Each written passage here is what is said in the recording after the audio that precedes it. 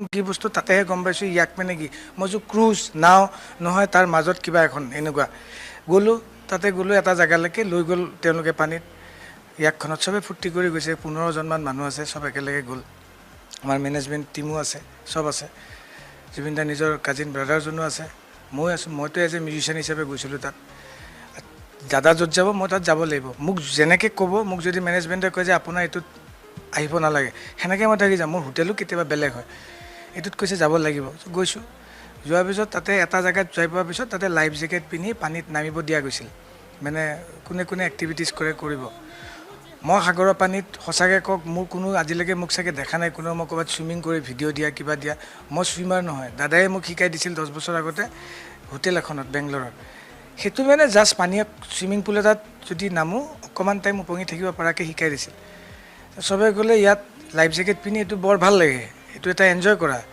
দাদাই নিজেই কৈছে তোক মই শিকাইছিলোঁ ন চুইমিং নাম এবাৰ চবে ক'লে যেতিয়া মই সেইটো আৰু নামিয়ে দিওঁ চবে নামিছে মই নামিছোঁ আপোনালোকে ফাৰ্ষ্ট যদি ভিডিঅ' এটা ওলাইছিল দেখিছে তাতে অৰেঞ্জ কালাৰ এখন বিছনা টাইপৰ ফ্ল'টিং বেড এখন আছিল সেইখন বেডৰ ওপৰত মই বহি আছিলোঁ মই মানে তাতে নামি যায় জাপ মাৰা মোৰ চাগে জাপ মাৰা ভিডিঅ' ক'তো আপোনালোকে দেখা নাই মোক যোনে ভিডিঅ'টোত চাইছে তো মই জাপ মাৰিব পৰা সাহসখিনি মোৰ নাই সেই ফ্ল'টিংখনত মই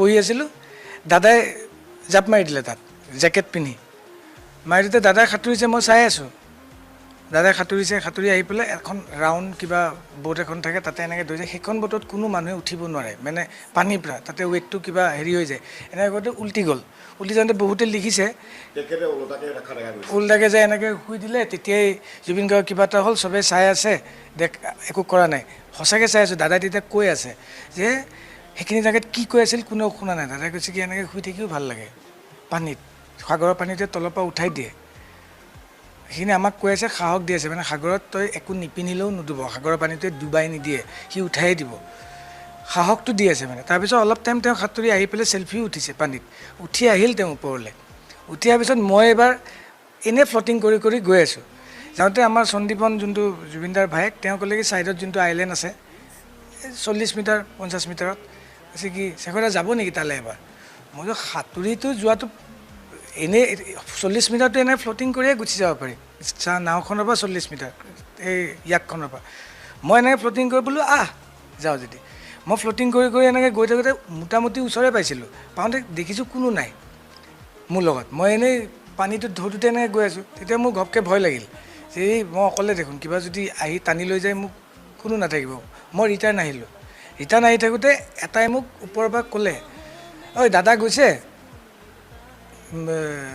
জেকেট নিপিন্ধাই গৈছে চাবি দেখিছোঁ লগত বেলেগ এজন মানুহ আছে তেওঁ আছাম এছ'চিয়েশ্যনেৰ ছিংগাপুৰৰে বাসিন্দা তেওঁ গৈছে লগত জেকেট পিন্ধি দাদাৰ লগত সাঁতুৰি আহি আছে জুবিন দাৰ গাত জেকেট নাই মই অলপ দূৰত আছিলোঁ মই তেতিয়া যিমান পাৰোঁ মানে জেকেটটো পিন্ধি বল দি সাঁতুৰি পেলাই দাদাৰ ওচৰত গৈ পেলাই মই কৈছোঁ দাদা নাহিব নালাগে যাব সেইখিনিত যাই পেলাই কি হ'ব তেওঁ জেকেটটো পিন্ধা নাই বুকুখনত কষ্ট হ'ব মই কৈছোঁ ইমান আপুনি জানেতো সাঁতুৰিব সেইটো আৰু এতিয়া ইয়াত দেখাব লগা কথা নাই নহয় আপুনি খালি ৰিটাৰ্ণ হওক কাৰণ ভাগৰি যাব শুনা নাই আহি আছে তেওঁ নুশুনে কথা তেতিয়া চিধা নাও এখনত নাও চলাই আছে দাদাক মই কওঁতে 3বাৰমান কওঁতে শুনি পেলাই দাদা বেক মানে সাঁতুৰিয়ে বেক হৈছে বেক হৈ পেলাই মানুহে এনেকৈ সাঁতুৰি অকণমান জেগাত এনেকৈ ৰখি দিয়ে ন সেইখিনি টাইমত মানে মানুহে কিবা যে সাঁতুৰি থাকিলে এতিয়া যদি যোনে সাঁতোৰা জানে তেওঁলোকে গম পাব যে ডাইৰেক্ট সাঁতুৰি থাকিলে অকণমান এনি টাইম কৰি নাথাকে অকণমান টাইম এনেকৈ ফ্ল'ট কৰে তাৰপিছত আকৌ সাঁতোৰে সেই অকণমান টাইম ফ্ল'ট কৰাৰ নিচিনা কৰোঁতে মই বোলো কি এইটো ৰেষ্ট টাইপ চাগে ডুবি যোৱা নাই মুখখন খালি তললৈ এনেকৈ দিছে 1 ছেকেণ্ডতকৈ বেছি হোৱাৰ কাৰণে মই তলৰ পৰা ধৰি মইতো গাৰ্ডটো পিন্ধিয়ে আছোঁ তলৰ পৰা ধৰি উঠাই দিলোঁ দাদাক মানে বুকুখনত ধৰি মূৰটো এনেকৈ উঠাই দিছোঁ মানুহটোতো ডুবি যোৱা নাই উঠাই দিওঁতে মুখৰ পৰা আৰু নাকেদি ফেন ওলাই গৈছে দাদাৰ বগা ফেন ওলাই পেলাই মই ভয় খাই গ'লোঁ ফেন ওলোৱাৰ কাৰণে তাৰপিছত লগে লগেই বমি কৰি দিলে বমিটো বিয়েৰ গোন্ধাইছে আৰু য়েল্ল' কালাৰ অলপ ওলাইছে মানে এইটো তাৰ আগত কিবা চিকেন নে কিবা এক পিচ খাইছিল পৰ্ক নে চিকেন কিবা এক পিচ খাইছিল সেইটো মিক্স হৈ ওলাই গ'ল চাগে মই ভাবিলোঁ কি এতিয়া মানুহে যে চৰচৰণি খাই কেতিয়াবা হয় এইটো ওলাই এতিয়া চাগে ক্লিয়াৰ হ'ল মই ভাবিলোঁ অ'কে ক্লিয়াৰ হ'ব দাঙি যে ধৰি আছোঁ ওপৰৰ পৰা কোনোবাই কৈছে অ'কে লগ তুমি ধৰিব পাৰিলা মই কৈছোঁ অ'কে মই ধৰিব পাৰিলোঁ দাদাক মই অ'কে বুলি কৈছোঁ মানে ধৰিব পাৰিলা মই ধৰিব পাৰিলোঁ কিন্তু ধৰিছোঁ যদি দাদাৰ যোনটো এফৰ্ট থাকিব লাগে ন, মানুহ এজনক মই উঠাই দিছোঁ পানীখনততো ইমান ৱেটত কোনেও কাকো দাঙিব নোৱাৰে, চব এনেকৈ এনেকৈ থাকে। দাদাৰ কিন্তু এফৰ্টটো নাই, মানে যোনফালে হালি যায় সিফালে মূৰটো পেলাই দিয়ে, ইফালে মূৰটো পেলাই দিয়ে। তেতিয়া মই চিঞৰি দিলোঁ, বোলো মই ৰাখিব পৰা নাই। তেতিয়া ক্ৰুজ হেৰিখনৰ ইয়াকখনৰ পাইলট, যোনজন মাষ্টাৰ পাইলট, তেওঁ জাপ মাৰি দিলে। তেতিয়া সিদ্ধাৰ্থটো আহিলে, অহাৰ পিছত তেওঁ ধৰিলে, 10 ছেকেণ্ডত আহি পাই গৈছে ইয়াকৰ পাইলটজন। এইফালে দাঙি এখন বোট আছিল, বোটখনৰ ওপৰত উঠাই ল'লে দাদাক। বোটখনৰ ওপৰত উঠাই তেওঁ ওখ হ'ল সিদ্ধাৰ্থ আৰু সন্দীপন, দাদাৰ ভায়েকজন। তেওঁলোকে এনেকৈ মূৰটো ধৰিছে পানীত নপৰাকৈ, আমাক অলপ ছাইড হ'ব দিলে, বিকজ গোটেইকেইটাই ধৰোঁ বোটখন আগুৱাই নাযায়, তেওঁ সোনকালে নিবলৈ ইয়াকখনলৈ। তাতে মই ৰখি গ'লোঁ, বোটখনলৈ লৈ গ'ল দাদাক, নি পেলাই উঠাইছে। ময়ো তাৰপিছত গৈ পালোঁ, মই ইমানলৈকে পানীত ষ্টেপটোত, বাকীখিনি মোৰ ওপৰত, দাদাক ভৰিখন মই ঘঁহি আছোঁ, আৰু ইয়াকৰ পাইলটজনে CPRটো দি আছে বুকুত, চেঞ্চ নাই, CPRটো দি আছে। আৰু সন্দীপনে মুখেদি যে এনেকৈ কিবা পাম্প কৰি দিয়ে যে, সেইটো কৰি আছে। সেইটো 15-10 মিনিটমান দিওঁতে আমাৰ পুলিচৰ গাড়ী, এম্বুলেঞ্চ পানীৰ মাজতে তেওঁলোক আহিল। তাৰপিছত 15-10 মিনিট যে কৈছে, ইয়াতখন যে আছিল ইয়াততে তাৰপৰা মুভ কৰা নাই, ইয়াকৰ ড্ৰাইভাৰজনেই কৰি আছে ন, পাইলটজনে। তাৰপিছত এওঁলোক যেতিয়া আহিল 10 মিনিটমান আৰু 10-15 মিনিট, তেওঁলোক এই মেডিকেল ছাপৰ্টখিনি আহিল, টীম আহিল, পুলিচ আহিল। আহোঁতে তেওঁলোকে দাদাক উঠাই লৈ যোৱা কথা আছিল, মানে তেওঁলোকৰ মানে ক্ৰুজখনত। কিন্তু ইয়াতে যিহেতু সমান জেগাত বহাই থৈছে, তাতেই তেওঁলোকে আকৌ CPR দিয়া আৰম্ভ কৰিছে, নতুন মেডিকেল টিমটোৱে। তেতিয়া ড্ৰাইভাৰজনক ক'লে যে তুমি যাই পেলাই এখন চলোৱা, কিবা পৰ্ট এটা দেখাই দিলে। মানে আমি যোনটো পৰ্টৰ পৰা গৈছোঁ সেইটো পৰ্টৰ পৰা অলপ দূৰ হয়, সেইকাৰণে ওচৰতে নিয়াৰ বাই পৰ্ট এটালৈ যাব, সেইটো কাৰণে চাগে কৈছে। কিন্তু সেইখিনি টাইমত কি কৈছে, কোনে কাক ফোন কৰিছে, মূৰত সেইখিনি টাইমত কাণেদিও শুনা নাই, একো নাই, খালি গম পাই আছোঁ ইহঁতে এইটোৱে দিছে। মেডিকেল টিমটোৱে CPR দিছে, আৰু সন্দীপনক মুখেদি এইটো দিব দিছে। কাৰণ সন্দীপনে ক'লে যে মই পুলিচ অফিচাৰ, মই জানো। তেতিয়া কৈছে কি আপুনি মুখেদি এইটো টানি দিয়ক। সি 100 টাইমছৰ ওপৰত দিছে। আৰু সেইখিনি জেগাৰ পৰা আমি পাৰলৈ, মানে পৰ্টটোলৈ আহোঁতে নিয়াৰ এবাউট আধা ঘণ্টাতকৈ বেছি লাগিছে। CPR দি আছে, এই মুখেদি এইটো ইনেল, মাজে মাজে পানী টাইপ অলপ ওলাই দাদাৰ। মই ভৰি মালিচে কৰি আছোঁ গৰম কৰিবলৈ, কিন্তু মই মাজে মাজে চাই আছোঁ আঙুলিটো দাদাৰ, টিপি দিওঁ। টিপি দিলে মানুহ এনেকৈ টিপি দিলে ৰঙা হয়, আকৌ বগা হয়, আকৌ ৰঙা হৈ যায়তো। দাদা সেইখিনি টাইমত নীলা হৈ আছে আঙুলিটো, হাতৰ ভৰি আঙুলিটো নীলা, নাকটো দেখিছোঁ নীলা হৈ গৈছে এইখিনি। মই কৈছোঁ কি হৈ আছে, মই মহামৃত্যুঞ্জয় মন্ত্ৰৰ পৰা যিমান আছে মই এইখিনি তাত মাতি আছোঁ, আৰু মোক কৰিব পৰা একো নাই, মই খালি ভৰিখন মালিচ কৰি আছোঁ। মোক কৈছে ভৰিখন ঠাণ্ডা হ'ব নিদিবা, গৰম কৰি আছোঁ।